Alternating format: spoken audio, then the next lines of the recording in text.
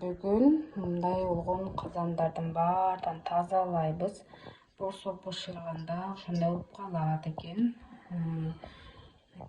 Казандарыбыз көттүп, биротоло бир жүйүбүздө байлап чогулттук.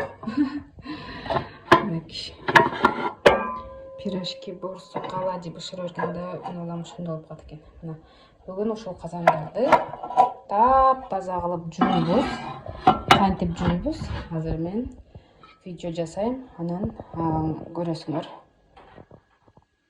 Кири казандарды таптаза кылып жууш үчүн мага керектелүүчү каражаттар мына клейпова, кальцинированная сода, мындай жышкыч керек, мындай тряпкалар керек. И мындай айткан кир самындар болсо, мындай алардын таңдап алабыз, ошол керек. Баштадык, Бул чарабызга сууну куюп алабыз. Чарада суу жылыгандан кийин анан буну салабыз.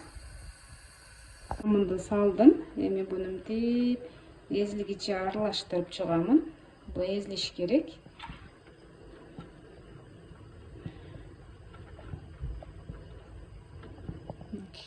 Ezilip чыгат азыр. Эзилгиче жакшылап аралаштырып турам. Бул аппактар колго жазылган самындыкы. Колго жазылган самын. Одан да артып калгандарын ушинтип кошуп койдум бул жерге.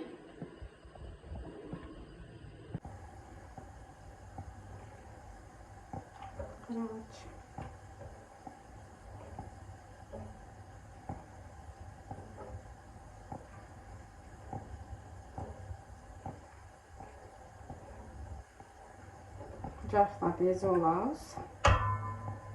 Анан кийин мындай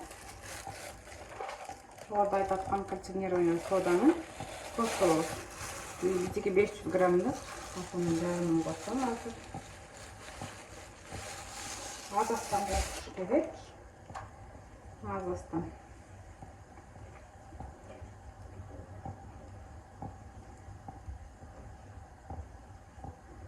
$500 граммдын баардыгын бир кошуп салсаңыз, суунуз ашып кетет.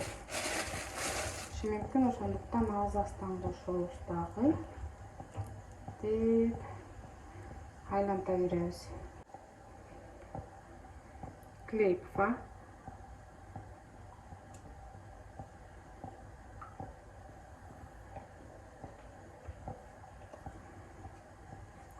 Мындан жарым коштум.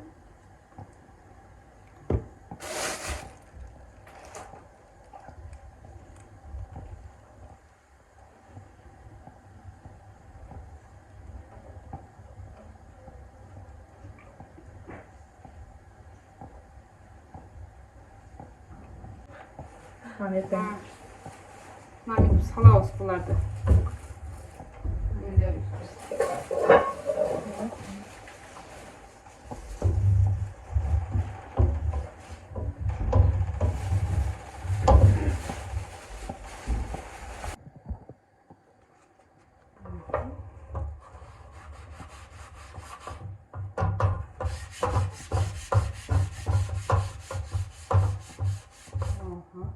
Maşallah.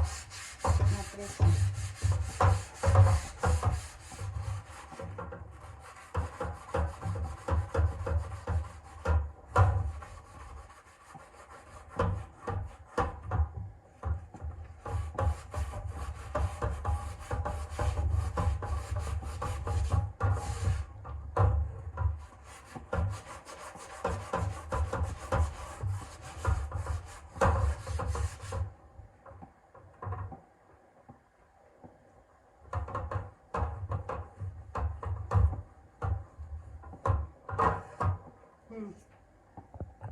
Карагыла азыркы жышкан жеримди. Анан бул жагын карап койгула. Мындай капкарасын.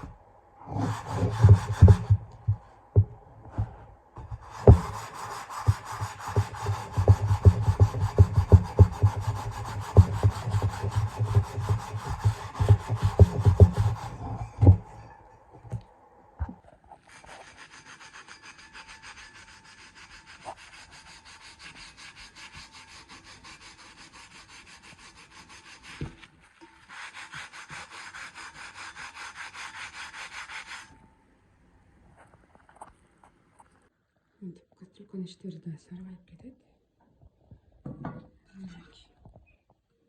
Ушуларды да салып жуйбуз. Эле тапкан кастрюлька мындай, кастрюльканын ичи мындай сапсары болуп саргайып кеткен. Мындай болуп жакындан көрсөңөр эми азыр дая болгон соуста тазалап ичи жылтылдап калат. Ошондон куюп эле жиш коебуз текшере.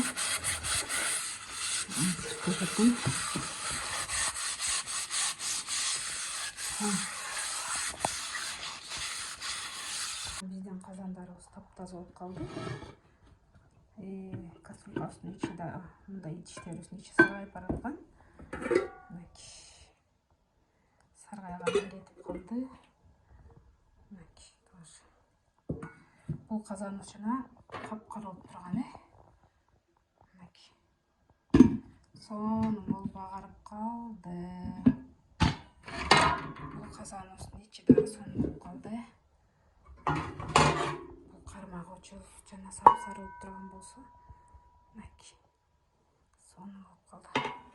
Булар да сонун кылам деп бул тазалагыча мен тырнагымды. Бирок казандын аяктарыбыз сонун болуп жылтылдап калды. Мына жогорудагы видеодо көрсөтүлгөн ыкма боюнча тазаладым. Ушундай ыкманы колдонуп казан аягыңыздарды тазаласаңыздар болот.